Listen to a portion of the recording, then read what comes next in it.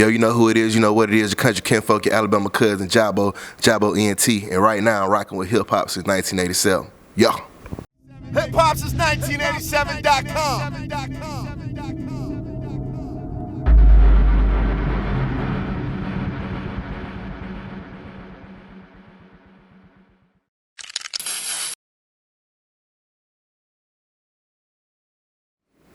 You know what it is, your man Terrell Thomas, Hip Hop since 1987. We live downtown Atlanta, the Live Hip Hop Daily Studios.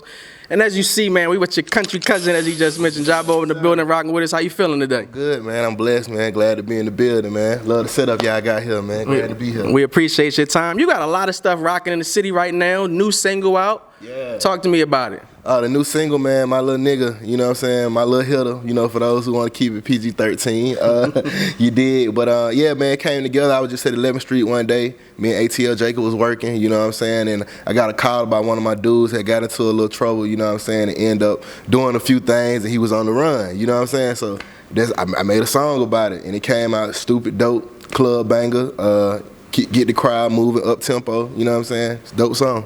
You come from Alabama, but you're making waves here in Atlanta. You're no stranger to the game. You work with some heavy hitters in this game as well. Yo Gotti, Gucci Mans. What is it about this record, My Little Hitter, that you know is on? Got the streets going crazy and taking off how it is? It's organic, bro. It was nothing forced. I did the record probably in like 7 minutes. You know what I'm saying? Like, cause it was just like one of them real stories to where every line just hit. You know what I'm saying? And it just resonate with people. I don't know. You know what I'm saying? I don't know how the universe works, but the dots connect with people, and people like, man, I like that one, you know what I'm saying? And it's an up-tempo record. It get the crowd moving, so I think it's just one of them good records that's gonna move the streets. For our audience who's getting familiar with you right now, watching this interview, as I just mentioned, you came from Alabama. It's no easy task coming here to Atlanta and making waves in the street and making a name for yourself. Mm-hmm. What brought you here, and what's your journey been like in the hip hop industry since being here? Man, you know, I always was coming out here. I was working at Hot Beats when it was over on Spring Street, like back in 2011, 2000. Yeah, you know what I'm saying? So I always been coming back and forth out here, man, and then I end up getting married out here, you know what I'm saying, like in 2014,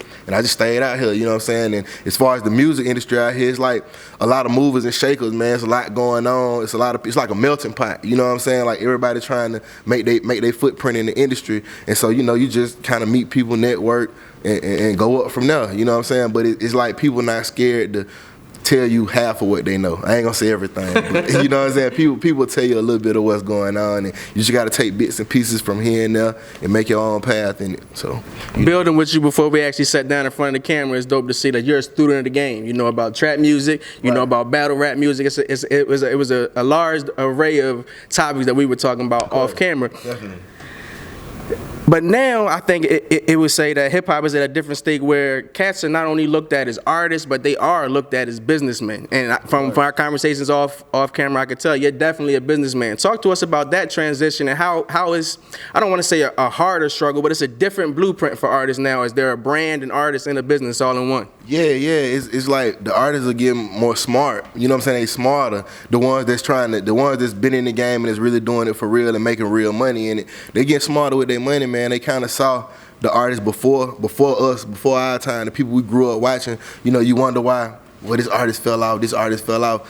And it don't be really like they fell off. It's like the label stopped investing. You know what I'm saying? That's what it is. It's like, and then they got their money and kind of blew it, so they don't really have the money to keep investing into themselves, especially when the game turned independent. You know what I'm saying? When the game turns so independent, it's like we gotta find other ways to make our money work for us. You know what I'm saying? Whether that be in the dispensary industry, you know what I'm saying, whether you write a book, whether you do a movie, whether you do whatever. And I've done all three of those, but you know what I'm saying? It's just like, you got to find something else to do besides the music, and I think cats are just smartening up and realizing that, like, music is only one aspect. It's a whole lifestyle you got to sell to these people.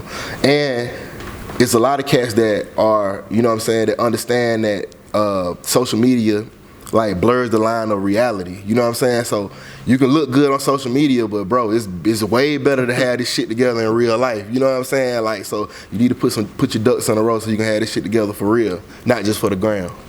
They say a wise man is a man who finds himself a wife, and they say that helps you in every facet of life, Okay. You mentioned after working at Hot Beats that you were able to find a wife, get married out here. That was one of the things that helped you stay here in Atlanta, one of the things that pushed you in your music career. Right. A lot of young brothers don't speak like that. You know, they don't acknowledge how the household and the woman is so key to what they do in the other aspects of life. How has that helped you, and how has it helped influence everything you got going today? Well, see, like I met my wife like in 2006 in college, you know what I'm saying? So she's just from out here, you know what I'm saying? So when I was coming out here, she already, you know what I'm saying, was from out here. So, you know what I'm saying, we just ended up getting married out here and was like, well, shit, we might as well get a house out here and, you know what I'm saying, put it down like that. But as far as she really the one who got me back into music, you know what I'm saying? Like I really started recording at her brother-in-law's house, her sister's husband.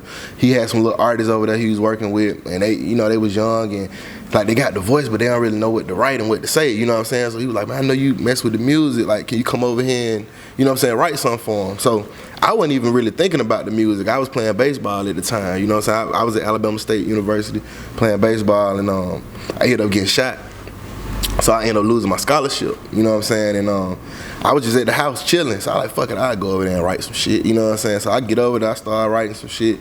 He was like, I'm telling niggas how to rap it. And he was like, bro, you hard at this shit. You should do this shit. You know what I'm saying? Write something for yourself. So I started like writing little raps and different stuff like that. And I took it serious from that day forward, like 2007, 2008, and been going ever since then. But I was saying all that to say, if it wasn't for her, me dating her, I wouldn't even been in that situation or that position.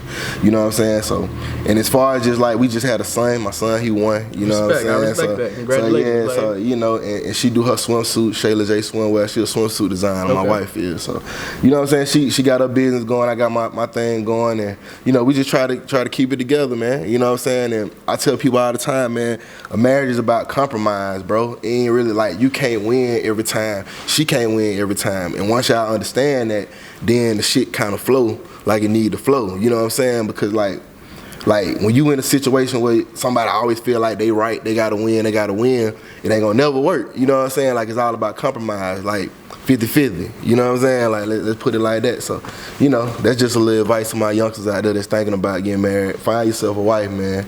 Cause these thoughts out here ain't talking about nothing. Respect. So the new single is out right now, My Little Nigga, My Little Hitter for the radio. So I want to ask you, the sports world and hip hop is really coming around. We heard back in the day, of course, you would see Craig Mack, Biggie, Shaq, you would see all them together, but now it's at an all-time high as well. Right. You see almost like LeBron is serving as an A&R, listening to cats' albums before they drop and different things like that. Yeah. So if you had to pick a starting five, a your little niggas, you know what I'm saying, a your little hitters that would be your shooters in the NBA today, who would those five cats be? All right, I gotta go with my boy Kyrie at the one. Okay. Cause Kyrie Cole is a motherfucker. You know what I'm saying? LeBron, of course, and we're gonna put LeBron like it. We're gonna let him run the 2 out of 3, whatever he wanna do. You know what I'm saying? We're gonna let him maneuver. Cause you got to get LeBron. Who else I'm gonna run with? I'm gonna run with my boy Big Cuz. Just cause he from Alabama. He from the crib. Yeah, he from the crib. I got to run with my dog Big Cuz and my boy Bledsoe. We gonna let Bledsoe run the 2. Eric Bledsoe.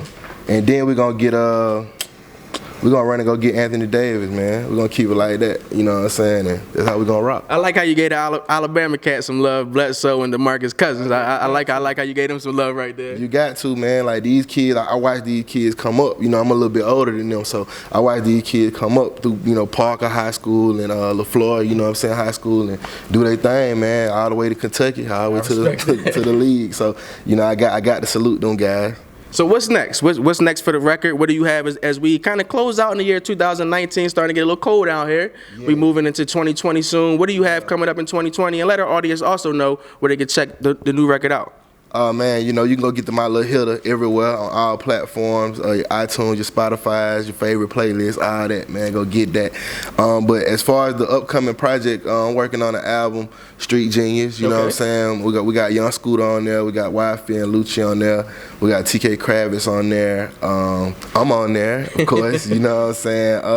And we just got a couple of surprises, man. We just gonna keep it, you know what I'm saying? Keep it flowing, keep it going. You know what I'm saying? The Jabo Kush will be in dispensaries on 2020 in the Bay Area. You know what I'm saying? So you can go to your local dispensaries and ask them if they got it, and if they ain't got it, man, tell them to get it in there. Put a request in. Shit, tell them y'all need it in there. I got the book out. The book out right now. I put the book out in May. Street Genius, an urban memoir. It's available on Amazon, Kindle, and we got the movie The Last Disciples out on YouTube. You know what I'm saying? It's all like 1 million views right now. So go check all that out, man. And follow me at Jabo ENT, Jaboent. Much respect, man. You know what it is. Terrell Thomas, Hip Hop since 1987. We live Atlanta, live Hip Hop Daily Studio. Much love, player. Thank you, my brother. Appreciate y'all time. Check out his work, and we're going to bring you a lot more from this brother.